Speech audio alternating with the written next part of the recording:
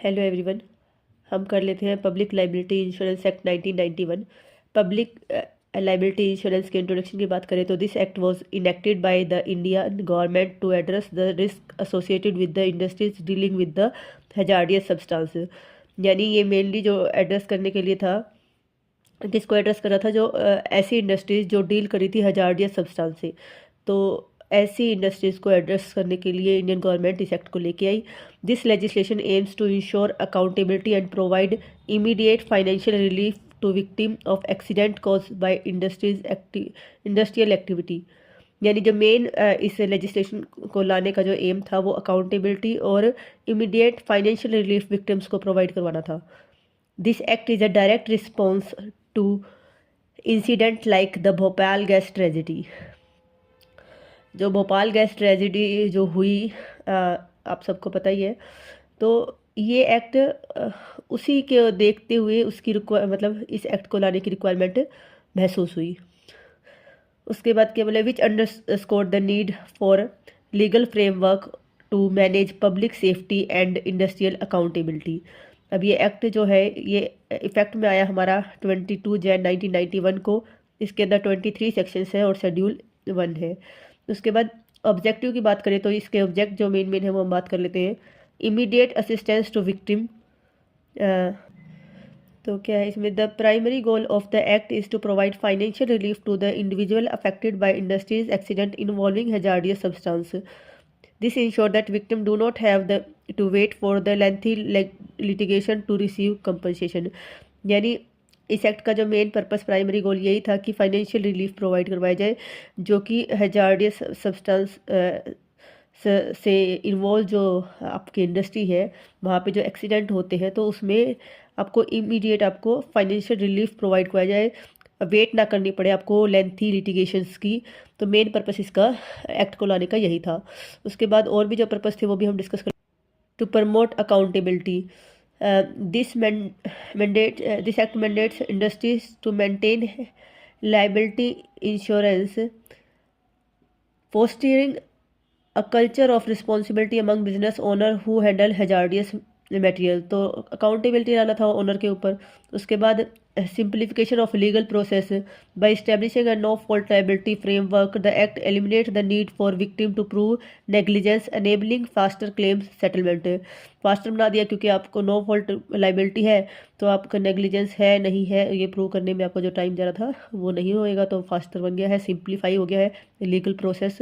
तो ये सब इसके ऑब्जेक्ट्स हैं। और है क्या है, और ऑब्जेक्ट की बात करें तो है environmental safeguard. This act include a provision for the establishment of an environmental relief fund to address damage caused by hazardous substance. इसी एक्ट के तहत हमारा क्या है, इस्टेब्लिश किया गया इन्वायरमेंट रिलीफ फंड। उसके बाद ऑब्जेक्ट की बात करें तो protection for economically vulnerable group. Many victim of industrial accident belong to economical weaker section. This act ensure timely assistance to such individual reducing the economic burden caused by accident.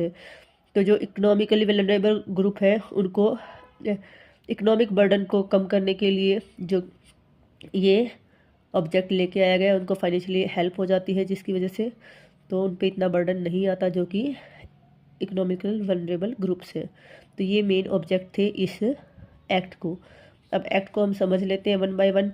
आपका जो अगर act के first section number 1 की बात करें तो वो आपका शॉर्ट टाइटल एंड कमिटमेंट है। उसके बाद सेकंड सेक्शन में आपकी डेफिनेशन दी गई है, उसमें से कुछ इंपॉर्टेंट डेफिनेशन हम पढ़ लेते हैं यहाँ पे। डेफिनेशन में सबसे पहले आपके आते हैं accident, any sudden and unexpected incident involving hazardous substances excluding incident caused by war और रेडियो एक्टिविटी।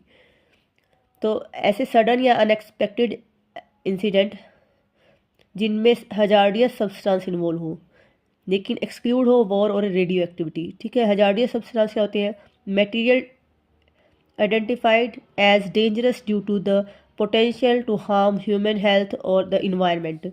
तो ऐसे सब्सटेंस जो ह्यूमन हेल्थ या इन्वायरमेंट के लिए डेंजरस हैं। ऑनर द इंडिविजुअल और entity responsible for managing hazardous substance at the time of the accident. तो जो भी एंटिटी, जो इंडिविजुअल या कोई एंटिटी जो रिस्पॉन्सिबल है जब हैजार्डियस सब्सटेंस जब हुआ, हैजार्डियस सब्सटेंस की वजह से जो एक्सीडेंट हुआ उस टाइम पे जो भी इंडिविजुअली आइडेंटिटी रिस्पॉन्सिबल होता है उसको ही हम ओनर बोलते हैं। इन्वायरमेंटल रिलीफ फंड, ये a fund establish under section 7A to provide compensation to victim. Victims को कंपनसेशन देने के लिए जो इसी आर्टिकल के इसी एक्ट के सेक्शन 7A में जो बताया गया है वो आपका इन्वायरमेंटल रिलीफ फंड है। उसके बाद सेक्शन 3 की बात कर लेते हैं हम। सेक्शन 3 बोलता है liability of the owner. The owner's liability for any death और injury caused to a third party due to negligence on the part of the business और its employees. This section ensure that victim receive compensation without unnecessary legal hurdle, holding the owner directly accountable for their operation. यानी owner directly accountable होएगा अगर कोई third party को कोई injury होती है या कोई भी हार्म होता है, डेथ होता है, तो यहाँ पे वर्कर की बात नहीं कर रहे हैं, ठीक है, ये सिर्फ थर्ड पार्टी के लिए बताया जा रहा है। उसके बाद सेक्शन 4 की बात करते हैं, that is mandatory insurance for hazardous substance. Owner are obligated to purchase insurance policy for business that handle hazardous substance. This insure must be acquired within 1 year and should be renewed regularly. यानी 1 साल के अंदर आपको ये insurance करवा लेना है और इसको रिन्यूड करवाते रहना है। ये ऑब्लिगेशंस है हर एक जो आपकी जो भी बिजनेस है जो हैजार्डियस सब्सटेंस से में इन्वॉल्व है, तो ये सब आपका मैंडेटरी कर दिया है इसमें, इस आपके एक्ट के अंदर इंश्योरेंस को मैंडेटरी कर दिया गया। The aim is to ensure continuous coverage to address potential accident. Section 5 की बात करें तो यहाँ पे रोल ऑफ कलेक्टर दे रखा है। Designated the collector as the responsible authority in the event of an accident. The collector is required to verify the incident, publish it and invite claim from affected individuals. This section emphasizes prompt action and public awareness to facilitate a swift claim process. तो यहाँ पे section 5 में बताया गया है कि collector को appoint करेंगे और वो कलेक्टर का काम क्या होएगा, वो वेरीफाई करेगा इंसिडेंट को, पब्लिश करेगा और इनवाइट करेगा क्लेम्स को, ठीक है, ये उसका काम है। उसके बाद सेक्शन 6 की बात कर लेते हैं, that is application for claims. Allow individuals who have sustained injuries or damage due to an accident legal representative in case of death, owner of property or agent authorized by owners of such property to file a claim for relief. However, such claim must be submitted to the collector within 5 years of the occurrence. The application must include supporting document as prescribed by the authority to ensure validity. यानी 5 साल के अंदर आपको इसमें time limit मार दिया गया है, 5 साल के अंदर ही आप उसको अप्लाई कर सकते हैं और जो भी प्रिस्क्राइब डॉक्यूमेंट होंगे अथॉरिटी द्वारा वो आपको prescribe authority to ensure validity के लिए आपको करने होंगे, ठीक है। इन्वायरमेंटल रिलीफ फंड क्या है, ये सेक्शन 7A में बताया गया है। The environmental relief fund managed by the central government is used to provide compensation in case where the responsible party to unable to pay. This ensure a safety net for victims. तो ये क्या है, manage किया जाता है central government द्वारा। Environmental relief fund use किया जाता है कंपनसेशन के लिए जबकि रिस्पॉन्सिबल पार्टी अनेबल हो पे करने के लिए। सेक्शन 7A में इन्वायरमेंटल रिलीफ फंड के बारे में बताया गया। उसके बाद क्लेम प्रोसेस की बात कर लेते हैं हम यहाँ पे।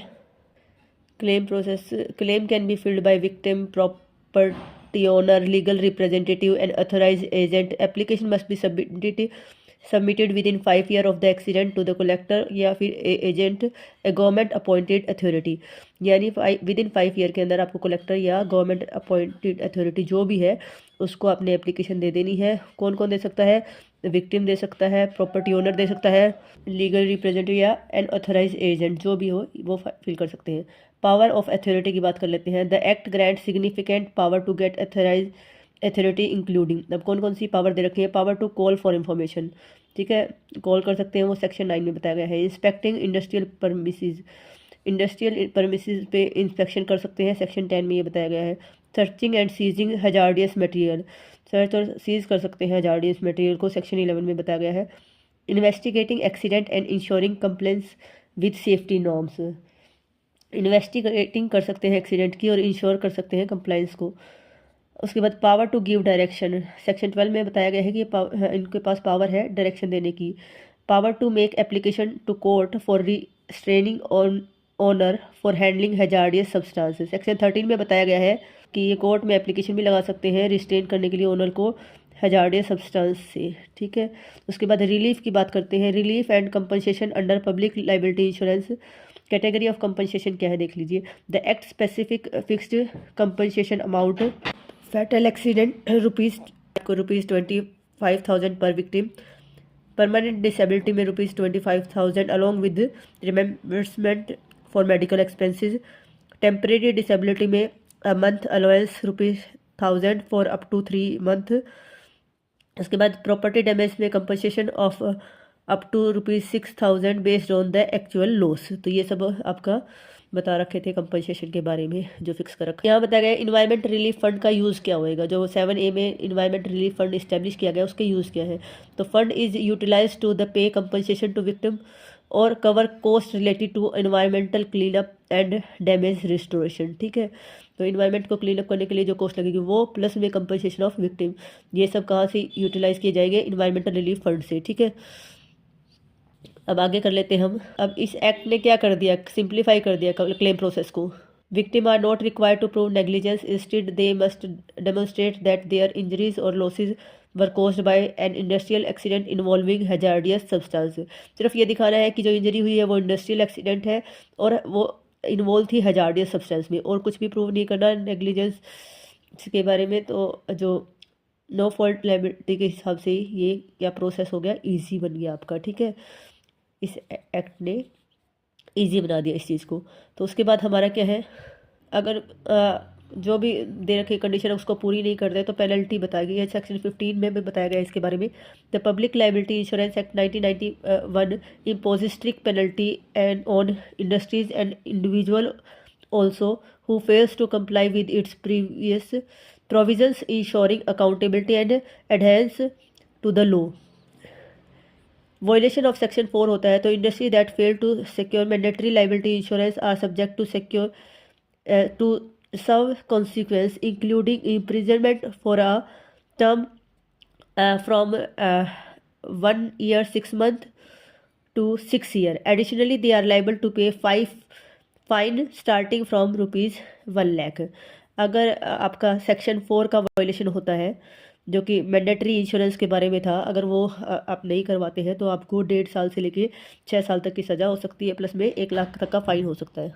सॉरी, 1 लाख तक का नहीं, 1 लाख से मतलब से स्टार्ट होएगा। ठीक है, कम से कम 1 लाख होएगा। ठीक है, repeat offence face even stricter penalty. They include imprisonment for period 2 to 7 years and fine of at least 1 lakh. 2 से 7 साल तक की सज़ा हो सकती है। रिपीट करोगे तो हर 1 लाख कम से कम फाइन होएगा।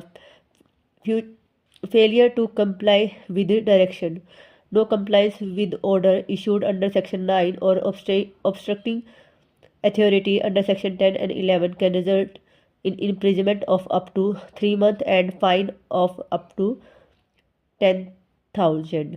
यानी अगर 9, 10, 11 जो भी सेक्शन थे उनका जो पावर दे रखी थी उसमें जो इंस्ट्रक्शन दे के गए, 9, 10, 11 में क्या थी, पावर थी अथॉरिटी के पास। अब अथॉरिटी ने कुछ ऑर्डर दिया और वो कंप्लाइंस नहीं किया आपने, तो क्या फ़ाइन है। तो आपके पास क्या है, 3 month की आपको इम्प्रिजनमेंट हो सकती है और फाइन हो सकता है 10,000 तक का। उसके बाद आगे देख ले, offences by companies involve in violations can be prosecuted alongside responsible individuals such as director and manager. However, individual may defend themselves by proving a lack of knowledge of the violations or demonstrating that they took necessary precaution to prevent the offense. The case study है जो the Bhopal gas tragedy. The Bhopal gas tragedy of 1984 is a pregnant example of the catastrophic consequence of industrial negligence. The tragedy, which resulted in thousands of deaths and long-term health impact, highlighted the need for robust legal framework to protect public safety. The Public Life Insurance Act 1991 was introduced as a direct response to such incident, ensuring that industries handling hazardous substances are held accountable.